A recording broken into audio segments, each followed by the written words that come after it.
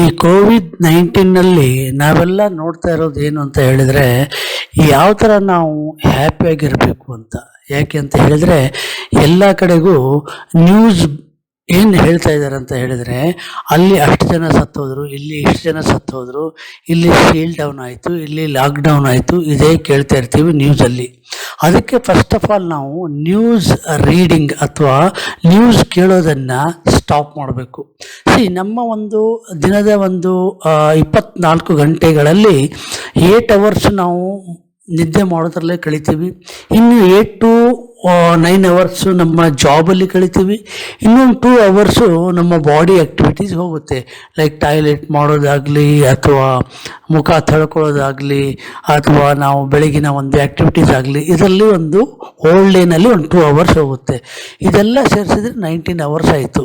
ಇನ್ನು 1 ಅವರು breakfast, tea, coffee, lunch, dinner ಅಂತ ಹೋಗುತ್ತೆ. ಇನ್ನು ಮುಂಚೆ ಅಂದರೆ ಟ್ರಾವೆಲ್ ಮಾಡ್ತಾ ಇದ್ವಿ 2 ಅವರ್ಸು, ಆ ಟ್ರಾವೆಲ್ 2 ಅವರ್ಸು ಇವಾಗ ನಮಗೆ ಸೇವ್ ಆಗ್ತಾ ಇದೆ.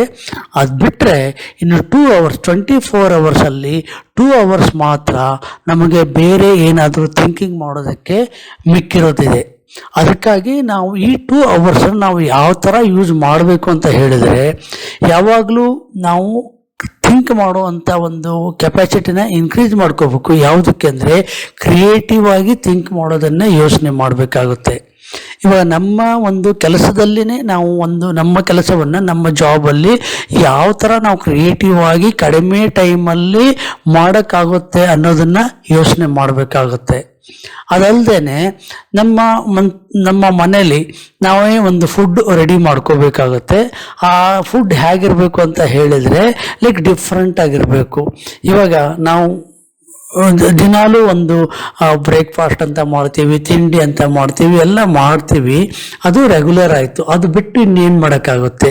ನಮ್ಮ ಹಸಿ ತರಕಾರಿಗಳಲ್ಲಿ ನಾವು ಏನು ಮಾಡೋಕ್ಕಾಗುತ್ತೆ? ಬೇರೆ ಬೇರೆ ಆಗಿ ನಾವೇನಾದರೂ ಹೊಸ ಫುಡ್ ರೆಡಿ ಮಾಡೋಕ್ಕಾಗುತ್ತೆ? ಅದನ್ನೇ ಯೋಚನೆ ಮಾಡಬೇಕು, ಅದನ್ನು ಮಾಡಿ ನೋಡಬೇಕು, ರುಚಿ ನೋಡಬೇಕು. ಅದು ನಮಗೆ ಇವಾಗ ಟೈಮ್ ಸಿಗುತ್ತೆ. ಅದಲ್ಲದೆ ಏನಾದರೂ ಹೊಸದಾಗಿ, ಇವಾಗೆಲ್ಲ ನಾವು ನಮ್ಮ ಲೈಫಲ್ಲಿ ಇಲ್ಲಿವರೆಗೂ ಹುಟ್ಟಿದಾಗಿಂದ ಇಲ್ಲಿವರೆಗೂ ಏನೇನೋ ಮಾಡ್ಕೊಂಡು ಬಂದಿದ್ದೀವಿ ರೂಟೀನ್ ವರ್ಕ್ನ. ಇನ್ನು ಉಳಿದಿರುವಂಥ ಒಂದು ಲೈಫ್ ಟೈಮಲ್ಲಿ ನಾವು ಇನ್ನೇನಾದರೂ ಡಿಫ್ರೆಂಟಾಗಿ ಮಾಡೋಕ್ಕಾಗುತ್ತಾ? ಅಥವಾ ಇದೇ ಜಾಬ್ ಕಂಟಿನ್ಯೂ ಮಾಡೋದಾ? ಅಥವಾ ಡಿಫ್ರೆಂಟಾಗಿ ಏನಾದರೂ ಬಿಸ್ನೆಸ್ ಮಾಡಬೇಕಾ? ಆ ಡಿಫ್ರೆಂಟ್ ಬಿಸ್ನೆಸ್ ಮಾಡ್ಬೇಕಂತಂದ್ರೆ ಅದರಲ್ಲಿ ಏನು ಮಾಡಬೇಕು? ಅದ್ರ ಬಗ್ಗೆ ನಾವು ಯೋಚನೆ ಮಾಡಬೇಕಾಗುತ್ತೆ.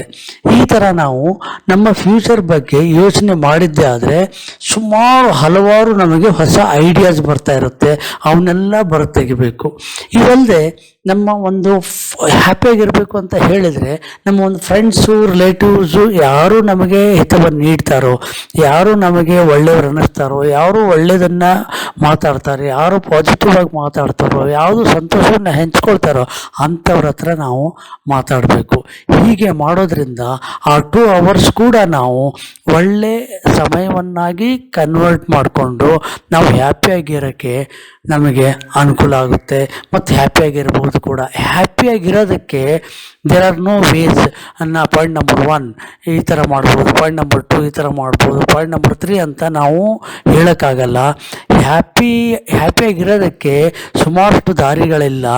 ಹ್ಯಾಪಿಯಾಗಿರೋದಕ್ಕೆ ಯಾವ ದಾರಿ ಹುಡುಕಬೇಕು ಅಂತ ನಾವು ಹೋಗಬೇಕಾಗಿಲ್ಲ.